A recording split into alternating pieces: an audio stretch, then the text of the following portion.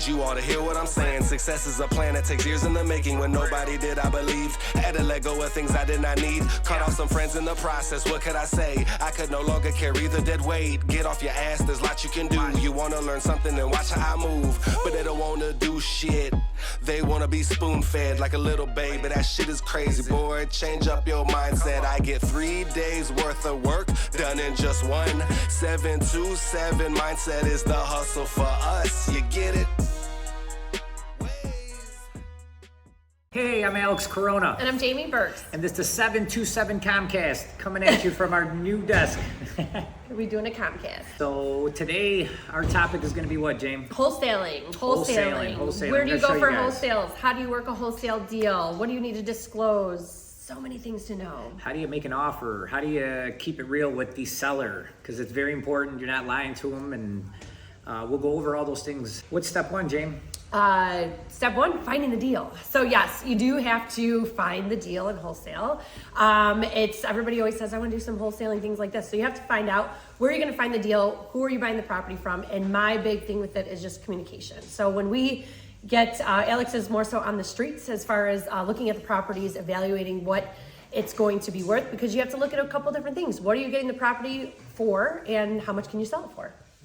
So let's start where do we find the deals, yes. Right? So where do we find the deals? We do driving for dollars. We're driving around anything with, overgrown grass or roof caving in, or, something that is really not well maintained. Sometimes it's vacant, things like that. You can write them a little letter. You can stick it on their door. You can try to find out who owns it, get their information, and try to reach out to them. We send out mailers. We do all kind of different things. Even when, somebody's looking to sell their house, they reach out to us and we go over there and see, how we can help them. Sometimes people don't want to list their home. They don't want to put the house on the market. They don't want to deal with it. Most importantly, they need the money now. So it's very important that, you go over there with an open mind, and most importantly, have the right questions and be very upfront with them, what you're going to do with the property. I hear it a lot, they're trying not to tell them this or tell them that. You could tell them 3 things, be upfront with them and let them know, hey, I'm going to either, I'm going to keep it, I'm going to rent it, or maybe one of my partners is going to buy me out. So that way they most of the time don't care. They just want their money. They want their money by the date that you tell them that you're going to have it. And that's about it. So it's not a really difficult thing to do. Like Jamie was saying, you got to find the deals. A lot of people think that you got to have the money. You got to have the money first. I can't buy any real estate because I don't have the money. You don't need the money. You need to find the deals. The deals will find money. So if you go and try to find the money first and then get the deal, it's kind of backwards to me. You got to find the deals, lock them all up, and then we'll find the money. And more important than anything, you got to figure out, get yourself a buyer's list. Who can I sell these things to? Especially, you only have a certain amount of time. So after that contract, sometimes the sellers will understand and give you a little bit more time, but let's say they don't, that's it. You lost your chance, an opportunity, and then somebody else can benefit from it. Another thing that's really important when you guys get these properties, a lot of people do not do an inspection. So you buy the property, don't do the inspection, and no due diligence. So that's very important. Make sure that there's no taxes owed on it. There's water bills owed on it. Any tickets, any violations, liens. What the city is going to require to be done for the certificate of occupancy. So all these things are very, very important that you know up front.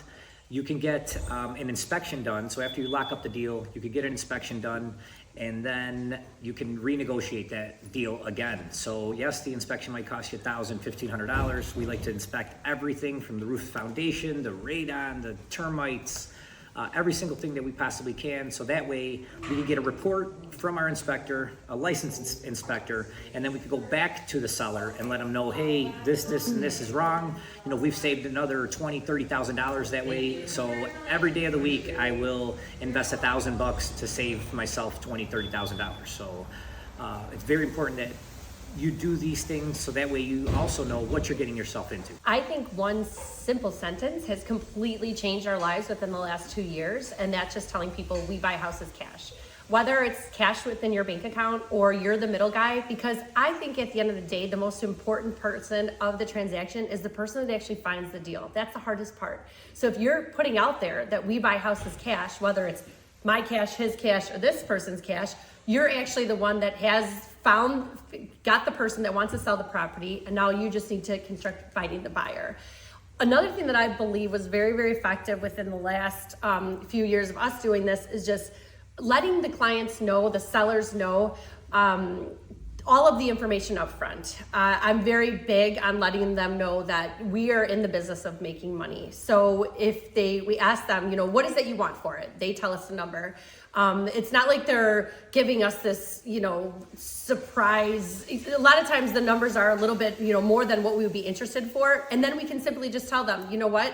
The property makes sense to us for X amount of dollars, but if that doesn't work for you, we're real estate agents. We can list the property or, if anything changes. So it's just letting them know upfront what makes sense for you. That's where there's no secrets. Yes, I can buy it for this price. This is the price that works for me. But if you put it out there in the market and you advertise it and you do a listing, will you get more money? Absolutely.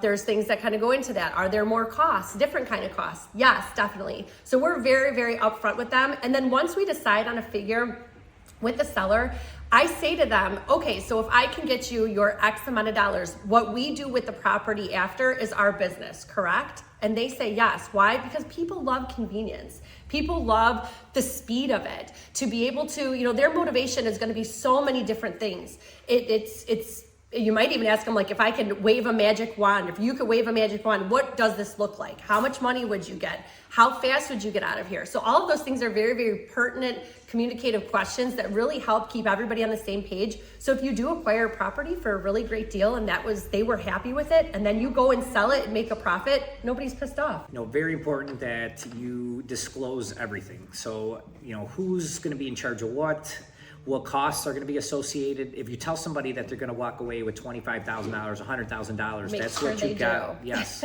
And make sure that you know your numbers. So how much you're going to be paying for taxes, the closing costs, their closing costs, if there's water owed. There could be so many things that are associated with it. So it's very important, because if you tell them, hey, I'm going to give you, $50,000, and then you find out that $5,000 is owed in water and their back taxes is $10,000, well, guess who's going to have to pay for that? You are. Mm-hmm. So it's very important that you figure these things out.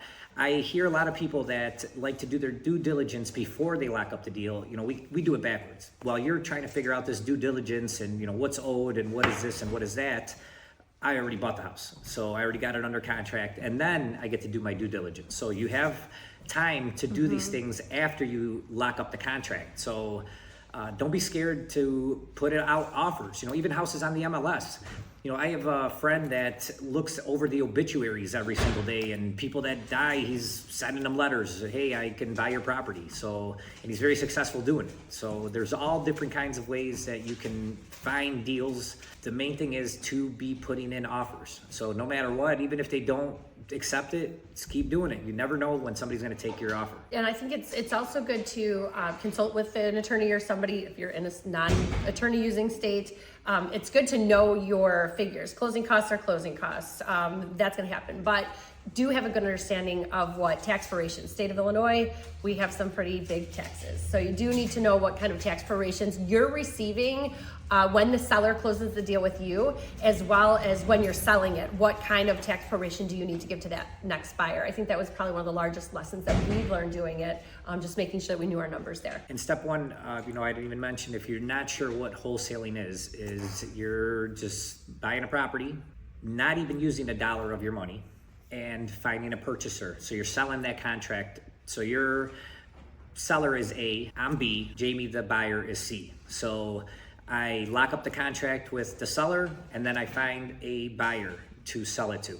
And she can even find another buyer. There could be D and E and F all on the same house. So every single person can make money if that's what's going to happen. So there could be 3-4 people down the line, and then at the end, whoever that buyer is, as long as everything is disclosed, everybody understands what's going on. There is a way where if you don't want the buyer to know what is going on, there is a double close. You can close with that A seller, and I can sell it to Jamie. So I can have and still use Jamie's money and not use any of my money. So I can buy it from the seller, close on that deal, and the same exact day, Jamie's gonna close on the purchase for myself. So then the original seller only gets the HUD, the master statement from mine and their deal.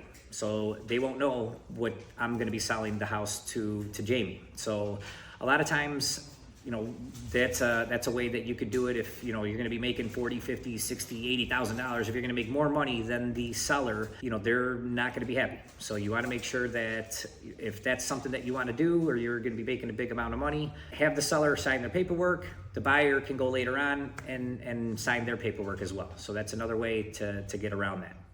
Yeah, and again with that, it's they're still getting what they wanted. You're disclosing what you're giving them, and at that moment they are happy. But let's just face it: if a lot of people, when they find out, oh, you're buying it from me and you're making $40,000 on it, which is a really great wholesale transaction, to not having to do anything, they're going to feel a certain type of way. So that's why, some situations you may want to consider that option. But again, like disclosing as much as you can to make sure everybody's on the same page is preferred. People think it's an easy transaction to sell your home. It's really not. Again, like Jamie said, it's all about convenience. Sometimes people need the money. And as long as we give them what they want, because first thing I always ask them is, what is it you're looking to get for the property? And we try to get to that number. And a lot of times we do give them exactly what they're trying to get. So it's not that we're going in there and lowballing them. As long as everybody's happy, everybody's making money, and most importantly, we come through with what we tell them we're going to do. It's a no-brainer. I think people they like the convenience because they don't want to have to deal with the showings and putting it on the market and then leaving the house, especially if it's a house that they live at, or if it's a situation, let's say there was a death in the family or a divorce or something, they just don't have a need for the property at all, and they're just happy to get an amount that's satisfactory for them and the other family members involved. It's just a lot faster, and you don't have to deal with the headache of when you have it on the market and you're getting a buyer and they're having to get financing, and what if the deal falls apart? So things just move a lot faster. We've had people that said they wanted a specific dollar amount, and then we disclosed to them what makes sense for us. And then they've countered us. They said, we don't want to do that, but can you do a little bit more? If you do a little bit more, then we'll go ahead and do it instead of put it on the market. Just because, again, it was faster and it's a for sure thing. And those worked out really, really well. The other thing is, a lot of these attorneys have no idea how any of this works. So when they're giving their clients advice, they're giving them all the wrong advice. So it's very important that you find an attorney that knows how wholesaling works, how to make these transactions happen. Because I've heard it quite a few times, like, what? How do you do that? Or that's not possible. It's 100% possible, and it's 100% legal. It's just they don't know what they don't know. And a lot of these attorneys are, stuck in their old ways and still doing business how they did back in the 80s, and it's no longer like that. So, and wholesaling's been around forever. It's just that it's really popular right now, and it's a really easy way to get into the real estate game because you don't need any money. And it's a good way to start getting your money stacked up, so that way you can start purchasing properties in your own for yourself and investing and buying them to hold and rent out and refinance. So there's all kinds of, but it's a great place to start is to wholesale. Yeah, check in with your municipalities and your cities, villages too, because they have a process. Where we are in Blue Island, Illinois, there's all of our surrounding towns do inspections and transfer stamps and things of that sort. So you want to make sure that you're complying with anything that the city or town that you're in requires when you're doing a transfer of ownership. Even if you're not specifically taking title, if you're that B person in ABC transaction, you still have to make sure that you're doing everything legit the right way so it closes well with the title company. My favorite part of wholesaling is just cutting out the time and the money and the having to schedule contractors and the surprises we've had. We've bought investments within the last year that we've gotten to where extra things came up, or buyers requested, extra amounts of repairs to be made. So it just takes a lot longer. And as we all know, time is definitely money. Flipping is definitely not all it's cracked up to be. If you do it as a profession, it's okay. But for us, we're so focused on selling real estate, like we need to just stick with our focus. And the margins are a lot smaller than they used to be. The labor cost is way more, the materials way more. The cities are just tough to deal with, so it just drags the process out. We're grateful for our investors who are out there doing it as their full-time job, because they're really turning properties into beautiful, beautiful homes for our first-time buyers. So we love the fact, but it is a full-time job. And have a great team to help you with it. It's very important that you do all your due diligence and have the right contracts in place to lay out who's going to be doing what, so that way there is no surprises, there is no he said, she said, everything's on writing, what your part is, what their part is, what the buyer's part is, so that way there is no problems. You want to make this process go as smooth as possible. We have we have sellers referring us other sellers, so that way, we know we're doing good business, because otherwise they wouldn't be referring us more sellers. Yes, and we've learned along the way. We always had to start from somewhere. So if you have any questions and you want to hear, you'd like to learn from our mistakes, we've been more than happy to tell you the do's and don'ts from our experiences. So don't be afraid to hit us up. Definitely. So you guys have a great day. Appreciate your time. 727 podcast, 727 Comcast. See you next time at our next Comcast. Bye. Yeah. I'ma need you all to hear what I'm saying. Success is a plan that takes years in the making. When nobody did, I believed. Had to let go of things I did not need. Cut off some friends in the process. What could I say? I could no longer carry the dead weight. Get off your